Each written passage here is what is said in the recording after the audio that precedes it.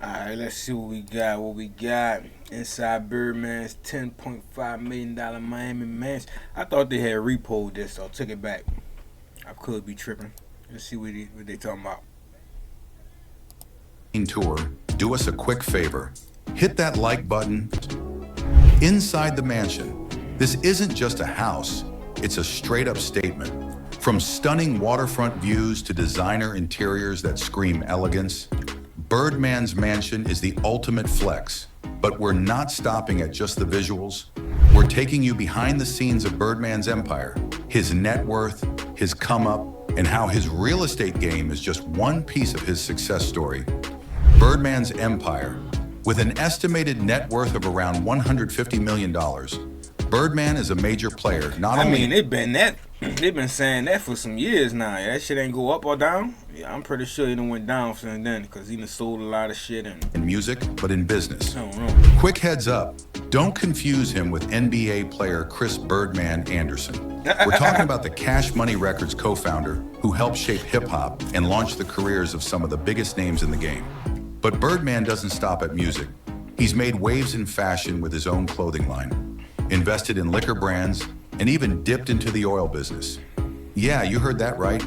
His hustle is diverse, and it's a big reason why his wealth keeps growing, from tough beginnings to major success. Birdman's journey didn't start easy. Born Brian Christopher Brooks on February 15th, 1969 in New Orleans. His early life was full of challenges. His mom, Gladys Brooks, passed away when he was just 5. He and his siblings were sent to live with their uncle in Canada and later spent time in an orphanage before their dad, Johnny Williams, finally got custody. Eventually, Birdman moved into the Magnolia Projects with his stepmom and half-brother, Eldrick Wise. As teens, he and Wise got caught up in street life, leading to an arrest and a 3-year sentence. Birdman ended up serving 18 months before being cleared of the charges. How Cash Money Records was born. But that wasn't the end of the story. It was just the beginning. In 1991, Birdman and his brother Ronald Slim Williams launched Cash Money Records. They had no music industry experience, no connections, and no money, just a vision. And that vision turned into a global brand that changed the face of hip-hop. With around $100,000 in startup capital, rumored to be linked to their half-brother Terrence Williams' drug operation, Birdman and Slim launched Cash Money Records, naming it after the gang in New Jack City. Their first artist, Kilo G, dropped. A lot of people don't know that. Niggas don't know they hip hop facts. The Cash Money, the Carter, all that shit come from New Jack City. Cash Money Click, the Cash Money Boys, the Carter House, like all that shit come from New Jack City. Sleepwalker in 1992, marking the label's debut.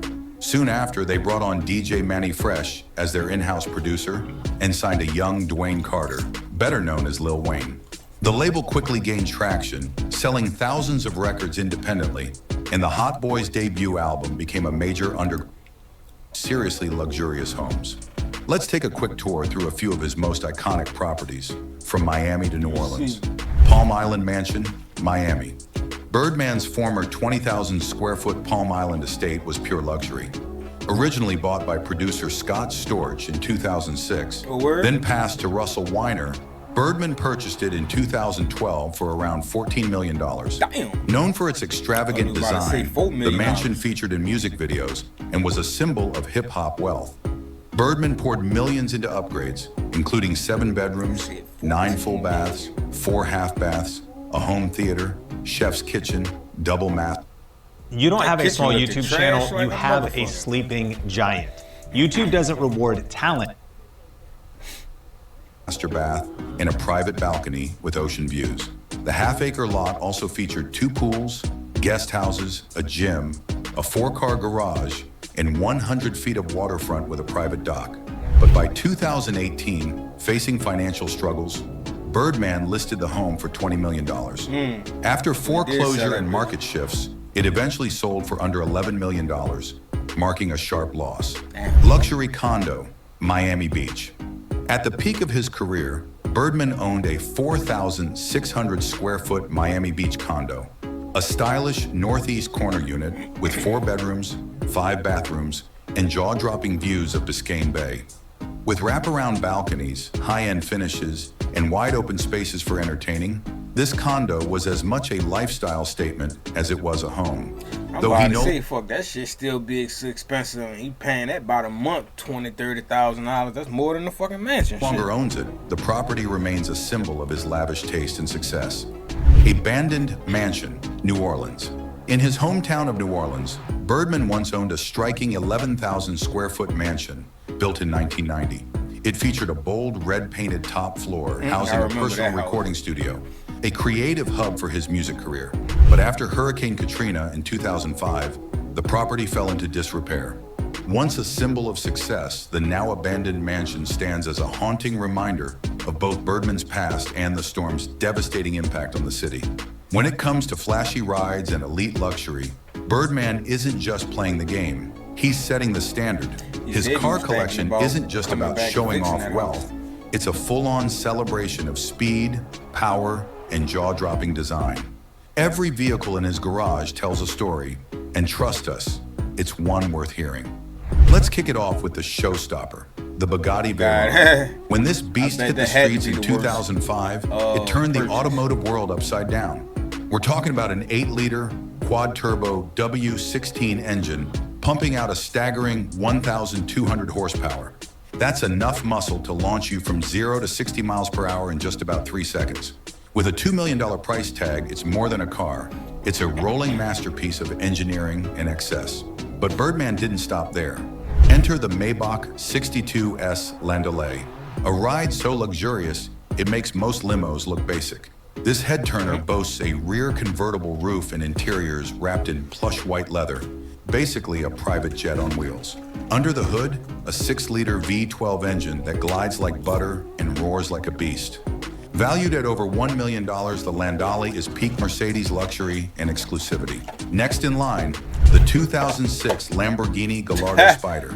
Sleek, aggressive, and unapologetically bold, this V10-powered roadster puts out 520 horsepower and delivers thrills with every turn. It's the kind of car that makes you want to hit the highway just to hear the engine purr. Of course, no luxury collection is complete without the legendary Rolls-Royce Phantom, a name that screams elegance and elite craftsmanship. It's the perfect blend of old money class with modern swagger. And then there's the Bentley Mulsanne, a true executive cruiser. With a 6-liter twin-turbo V8 that pushes 505 horsepower and 780 pound-feet of torque, this ride is built for those who prefer power and comfort in equal measure. In the back, fold-down picnic tables for that boardroom on the go feel. When Birdman wants to sit back and be driven, this is the one he's rolling in. Birdman's garage isn't just stacked, it's iconic. It's a reflection of his status, his taste, and his drive to stay at the top of both the music and lifestyle game. But still, being as rich as you is and being, you should own a home by now. Even if it ain't that big ass mansion and you wanted to go get something smaller, you should own your home. You know what I'm saying? Especially with all your cars you got, garage and all that shit. Like, not owning that shit is crazy, right? Side to Birdman that doesn't always make the headlines, and it deserves just as much attention. Beyond the luxury and success, Birdman has made it his mission to give back. He's used his platform and his fortune to uplift communities, support education, and bring hope to families in need. In 2013, he dropped a generous $50,000 donation at a charity gala hosted by fellow music mogul Swizz Beatz. Birdman and Slim took this tradition to the next level. Saw that big ass earring and big. Chewy believes all pets are exceptional, especially when you feed them vet-recommended Purina Pro Plan. Never sue the other driver after a car accident. There's a better way to get paid a way bigger check without having to go to court. I'm suing their ass. Expanding the giveaway to cities like Miami and New York, bringing holiday cheer and support to even more families across the country. Birdman, behind the fame, a life of loss, loyalty, and legacy. Before the cars, cash. That was it. They weren't talking about shit. Let's see, love story reveal. He ain't got nothing good I won't watch. I guess until next time, like, comment, subscribe.